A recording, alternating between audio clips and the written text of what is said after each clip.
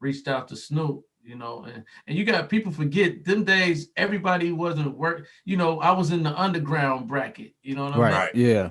And you know, I was considered like the backpack producer, the underground dude, you know what I mean? So during that process of making my album, um, I had seen Snoop in the Dog Pound. I think it was Dog Pound on the East Side, I forget, but they was freestyling on Rap City to the blast, and I was, you know, I was really excited about that. You know what I'm saying? So I was like, let me take a shot.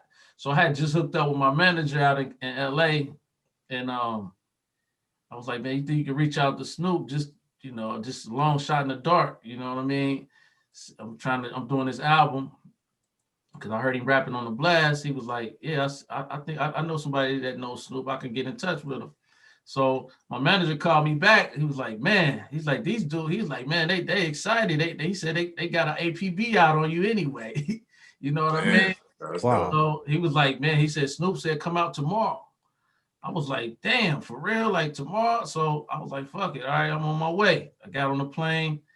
Uh, Snoop invited me out to his house, and man, he was just all open arms, man. He let me come to the crib, and I played him the song that I wanted to get him on, and then he was like, "You got some beats," and then I had like a couple of DATs full of beats, you know, the DAT tapes for all those who don't know, with Hmm. Mm-hmm. digital audio tapes.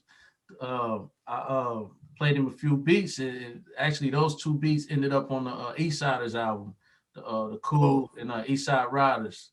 So we kind of did like a swap. He dropped his verse right there in his house, and man, that was like an exciting time because I was, you know, at the time Snoop was coming off the last meal. And his verse, what he was charging for verses, he was up there like 100K for a verse. You know what I mean? He was killing it.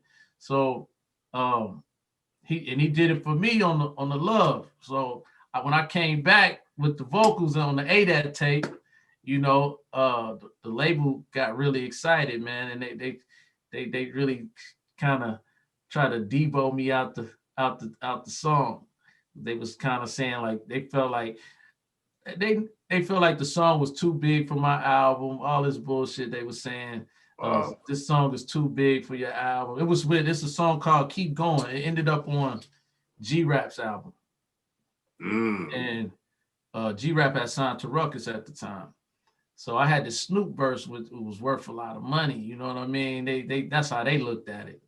And Snoop actually did it for me, but they kind of put me up.